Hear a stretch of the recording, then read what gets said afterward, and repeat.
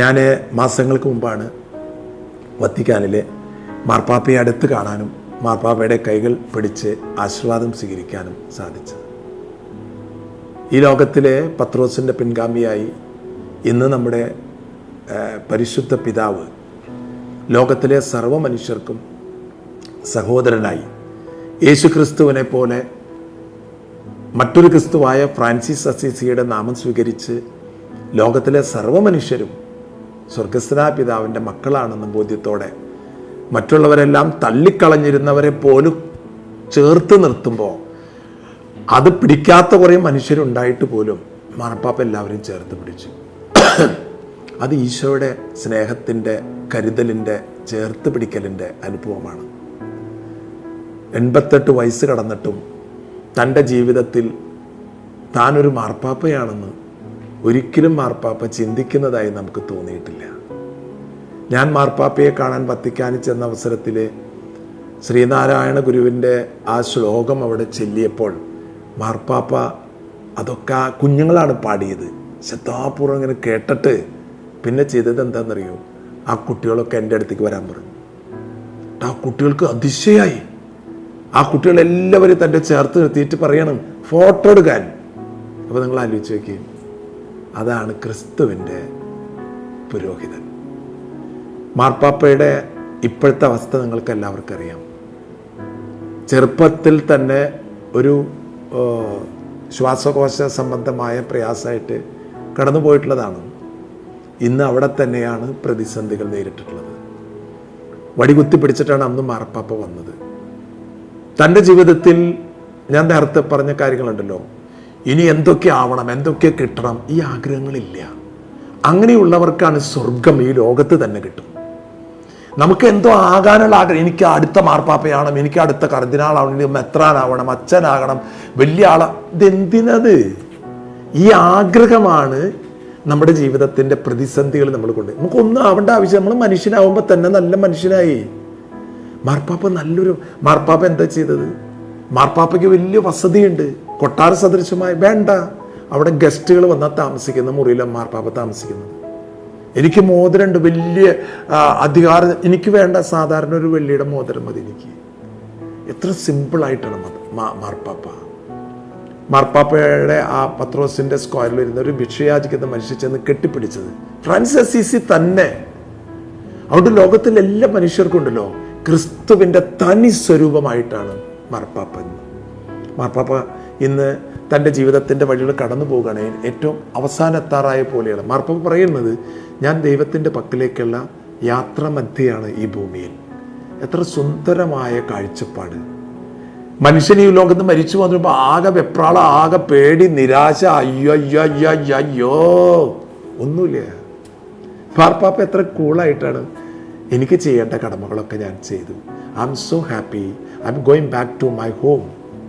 എൻ്റെ വീട്ടിലേക്ക് ഞാൻ പോവുകയാണ്. ബാക്കിയുള്ളവരൊക്കെ പ്രാർത്ഥിക്കുന്ന മാർപ്പാപ്പ സുഖാവട്ടെ എന്നാണ്.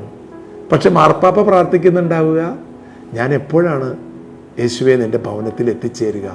ഈ ശരീരത്തെ അങ്ങോട്ട് ഉപേക്ഷിച്ചിട്ട്, ഈ ശരീരം ഒന്നും ശാശ്വതമല്ല പ്രിയമുള്ളവരെ, ഇത് ടെമ്പററി ബോഡിയാണ്, ടെമ്പറൽ ബോഡി. ഈ ശരീരം ഉപേക്ഷിച്ച് രൂപാന്തരപ്പെട്ട് ക്രിസ്തുവിൻ്റെ ഉയർത്തെഴുന്നേറ്റ ആ മഹത്വപൂർണമായ ശരീരം സ്വീകരിക്കാനുള്ള ആഗ്രഹത്തോടുകൂടെ നമ്മൾ ഈ ഭൂമിയിൽ ജീവിക്കാൻ, നമുക്കൊരു ഭവനമുണ്ട്, നമുക്കൊരു ജീവിതമുണ്ട്. ഈ 100 വർഷമൊന്നല്ല ജീവിതം, നാം ദൈവത്തിൻ്റെ സ്വന്തമാണ്. മാർപ്പാപ്പയുടെ ജീവിതം പകരുന്ന മനോഹരമായ സന്ദേശങ്ങളാണ്. അതിനാൽ ഫ്രാൻസിസ് എന്ന പേര് തന്നെ, ഫ്രാൻസിസ് എന്നല്ല മാർപ്പാപ്പയുടെ പേര്. മാർപ്പാപ്പയാവുമ്പോൾ സ്വീകരിച്ചത് ആ ചൈതന്യമാണ് മാർപ്പാപ്പ. ഫ്രാൻസിസ് അസീസിയുടെ ചൈതന്യം, ക്രിസ്തുവിൻ്റെ തനി സ്നേഹത്തിൻ്റെ രൂപമാണ് ഫ്രാൻസിസ് മാർപ്പാപ്പയുടെ കൂടെ അവിടെ നിന്ന് ചെലവഴിക്കാൻ സാധിച്ച ഓരോരുത്തരുണ്ടല്ലോ. മാർപ്പാപ്പ ഞങ്ങൾ 160-170 പേര് വന്നത് എല്ലാവരും പേഴ്സണലായിട്ട് കാണുക ചെയ്തത്.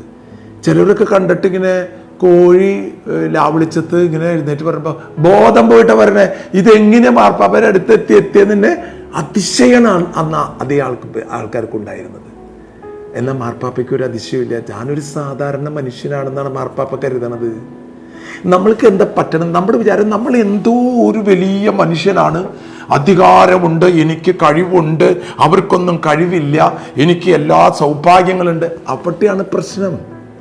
മാർപ്പാപ്പ എന്താ പറയുന്നത്? ഞാൻ ഒരു സാധാരണ, നിങ്ങൾ എന്നെ മാർപ്പാപ്പ എന്ന് വിളിക്കുന്നുണ്ടെങ്കിലും ഞാനൊരു സാധാരണ നിങ്ങളെപ്പോലെയുള്ള ഒരു മനുഷ്യനാണ്. അതാണ് മഹത്വം. പ്രിയമുള്ളവരെ, എന്നെ കേൾക്കുന്ന എല്ലാവരും ശ്രദ്ധിക്കേണ്ടത് ഇതാണ്. മറ്റുള്ളവരുടെ മുമ്പിൽ ആരെങ്കിലും ആവാൻ വേണ്ടി പരിശ്രമിക്കായിരിക്കുമോ? നമ്മളൊക്കെ അപ്പോൾ അഭിനയിക്കും, നമ്മളില്ലാത്തത് ഉണ്ടെന്ന് നടിക്കും. മാർപ്പാപ്പയ്ക്ക് നടനമില്ല. മാർപ്പാപ്പ very very clear, very real, very genuine, സാധാരണ ഒരു മനുഷ്യൻ. എല്ലാവരും ബഹുമാനിക്കുന്നുണ്ടെങ്കിലും മാർപ്പാപ്പ മറ്റുള്ളവരെയാണ് കൂടുതൽ ബഹുമാനിക്കുന്നത്. അങ്ങനെ ഒരു വലിയ ക്രിസ്തുവിൻ്റെ തിരുസാന്നിധ്യമായി ഇന്ന് ലോകത്ത് പ്രകാശിക്കുന്ന ഫ്രാൻസിസ് മാർപ്പാപ്പയുടെ ഈ ജീവിതത്തിൻ്റെ അവസാന നാളുകളിൽ നമുക്കും മാർപ്പാപ്പയ്ക്ക് വേണ്ടി പ്രാർത്ഥിക്കാം. ആനന്ദം ഉണ്ടാകട്ടെ മാർപ്പാപ്പയ്ക്ക്. രോഗശാന്തി എന്നതല്ല, അതിനേക്കാൾ അപ്പുറത്ത് മനസ്സിൻ്റെ ആത്മാവിൻ്റെ ആനന്ദം, അതാണ് നമുക്ക് വേണ്ടത്. ഫ്രാൻസിസ് മാർപ്പാപ്പയ്ക്ക് വേണ്ടി പ്രാർത്ഥിക്കാം. നല്ല ഈശോയെ, നിനക്ക് വേണ്ടി ജീവിതം സമർപ്പിച്ച് 88 വർഷങ്ങളോളം ഭൂമിയിൽ ജീവിച്ച് സഭയെയും ലോകത്തെ മുഴുവനെയും നിന്റെ സ്നേഹത്തിലേക്ക്, കരുതലിലേക്ക് ചേർത്ത് നിർത്തിയ ഫ്രാൻസിസ് മാർപ്പാപ്പ തൻ്റെ യാത്രാമധ്യേ ഞങ്ങളോട് പറയുന്ന വാക്കുകൾ എത്ര ആത്മീയ ഉത്കർഷം പകരുന്നതാണ്. നിന്റെ പക്കലേക്ക് യാത്രയാകാൻ കാത്തിരിക്കുന്ന ഫ്രാൻസിസ് മാർപ്പാപ്പയുടെ മനസ്സിന്, ജീവിതത്തിന് സ്വർഗീയ കരുത്തും സ്വർഗീയ കൃപകളും ചുരിഞ്ഞ് ആ ഹൃദയത്തെ നിന്റെ തിരുഹൃദയത്തോട് ചേർത്ത് നിർത്തണമേ. നിത്യം പിതാവും പുത്രനും പരിശുദ്ധാത്മാവുമായി സർവീശ്വരൻ എന്നേക്കും. ആമേൻ.